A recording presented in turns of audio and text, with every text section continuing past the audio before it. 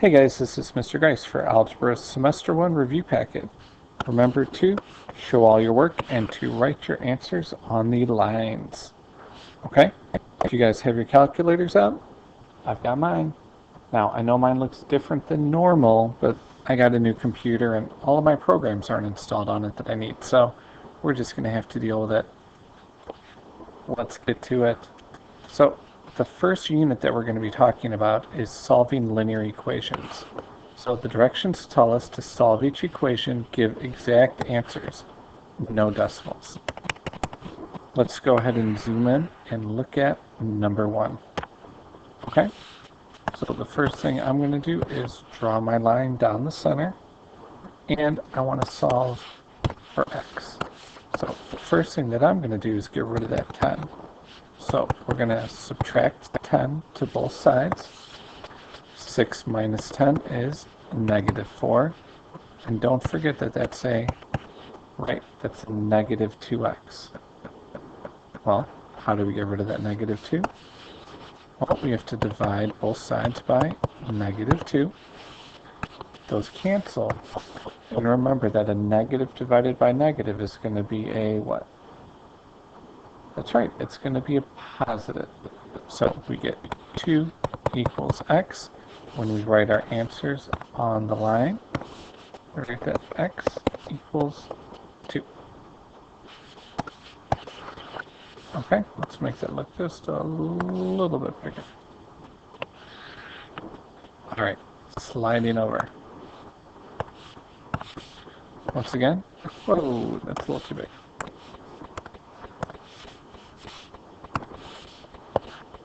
Draw the line down the center, and let's get started. So once again, I want to solve for x. And remember that we're following the rules of SADMAP, the reverse order of operations. So the first thing that I'm going to do is get rid of that negative 8, the subtracting 8. Opposite of subtraction is addition. 8 plus 8 is 16. And now the x is not by itself yet. Right now the x is being divided. So it's the inverse of division. Yeah, that's right, multiplication. So we have to multiply both sides. And when you multiply 16 times 5, you get 80. So x equals 80.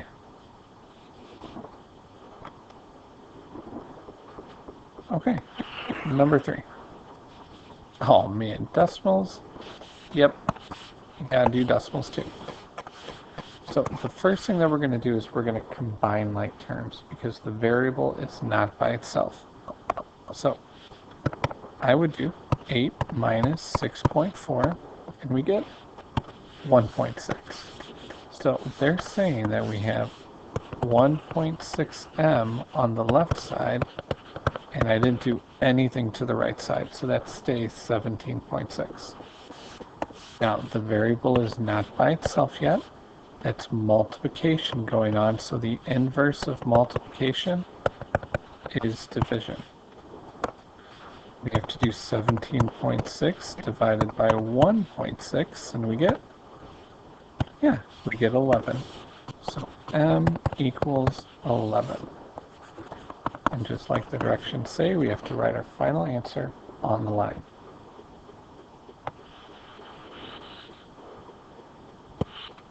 Okay, number 4. Now, before I start moving anything, the first thing that we have to do, that's right, we have to distribute on the right side. Okay, so our left side stays the same. 3 times 4 gives us 12x, and 3 times 7 gives us 21. Oh, that doesn't even look like a 1. Okay, now the next thing we have to do is to get our variable to one side because we have variables on, both sides. Okay, so I'm going to move the smaller variable, and right now you might be like, Mr. Grice, they're both the same. Well, you might notice something here, but when we subtract the 12x to both sides, they both cancel, and we're left with 21 equals 21. And is that a true statement? Yeah, that's true. So when we're left with a true statement, our answer is infinite solutions.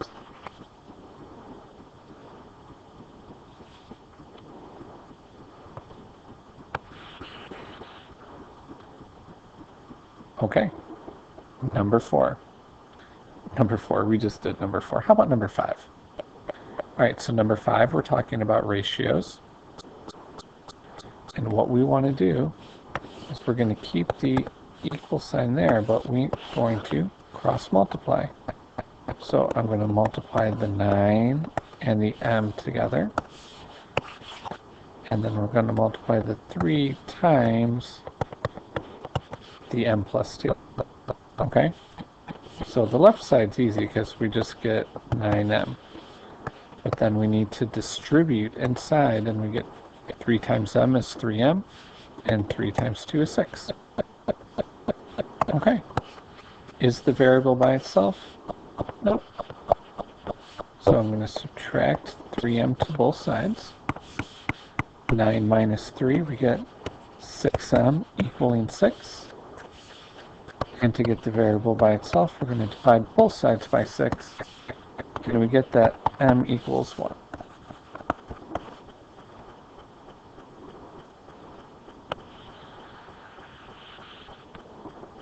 Alright, number 6. So for number 6, it says the ratio of weight on the moon to weight on the earth is 1 to 7. So that's important to know that we're talking about moon weight and we're talking about earth weight. So the moon comes first, and then they're talking about the earth.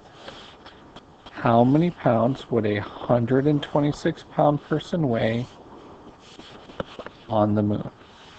Okay, so we're talking about moon and earth weight. Very important to set that up first, guys, so you know where to put the numbers. Okay, so we said it's 1 to 7, and that's going to equal, well, I know 126 pounds, and that's the earth weight. We're looking for the moon weight. Okay, now it's the same thing that we did on the other side. We're going to do 1 times 126, which is 126. And on the other side, we have 7 times x, which is, it's just 7x. Now, is the variable by itself? No. So we would divide both sides by 7. And what is 126 divided by 7? 18. So we get 18 equals x. So remember that we need to label this. This would be 18 pounds, and we're talking about pounds on the moon. Always be as specific as possible. Okay, just 2 more.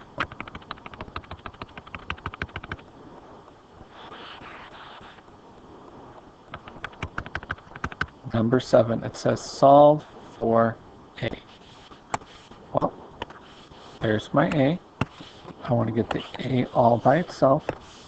And what we're going to do is we're going to follow, that's right, we're going to follow SADMAP. That's the same thing we've been doing this entire time. Okay, so the first thing I need to do is get rid of this 6b. So I'm going to add it to the other side. I have 8a on the left side. Those aren't common terms, so I can't combine them. And we get 6b plus 16. Now, is the a by itself yet? No, there's an 8 attached to it. So I'm going to divide everything by 8. And I get that 8 equals 6 divided by 8. And remember, we can't have fractions, so you need to hit math, enter, enter, and then we get our fraction of 3/4, and that's 3/4 b plus 2. So our answer, A equals 3/4 B plus 2. Because the A is finally by itself. And since it's finally by itself, we solved for it. Okay, last one. Number 8. Now, with dealing with problems like number 8, remember that we want to get what's inside the absolute value by itself. Okay? So, let's work on that. We want to get that all by itself. And we're going to follow, that's right, SADMAP. So the first thing that we would do is add 5 to both sides. And we still have the 4. We have the 2x plus 3. And now that equals 12. Is the absolute value all by itself? No. It's still got that 4, and that 4 is trying to multiply. Okay? Now, the absolute value bars, those are like giant fortresses to a wall. We can't let the 4 go inside. So I have to do the opposite. I'm going to divide by 4, the inverse, and now the absolute value is all by itself. And that equals, well, what's 12 divided by 4? 3. So, here's a little sidebar over here. Okay? Something to remember or to put on your note card. Okay? That when the absolute value, okay, we're talking about absolute value here, if it equals a positive number, we're going to have 2 solutions. Okay? If it equals 0, we're going to have 1 solution. And if it equals a negative number, it's going to be no solution. Okay? And 3, last time I checked, 3 is a positive. So we're going to have 2 solutions. So what we're going to do here is we're going to take the inside of the absolute value for both of those, and we're going to set it equal to a negative 3 and a positive 3. And then from here, we just solve. On the left side, I'm going to subtract 3 to both sides. We get 2x equals negative 6. And to get the x by itself, we have to divide by 2. And we get that x equals negative 3. On the right side, I have to subtract the 3 to both sides. 3 minus 3 is 0, so we get 2x equals 0. And when I get the x by itself, by dividing by 2, 0 divided by 2, you get that x equals 0. So our answers here are x equals negative 3, comma, 0. Okay, and guess what? Yeah, that's the end of the first video. Okay, now I'm going to be going through each sections of this worksheet, or the semester review. So if you have any questions, please come see Ms. Carranza or myself. Otherwise, good luck studying for that final. This is Mr. Grice signing off for Algebra, Semester 1 Review Packet, Unit 1. Thanks for watching.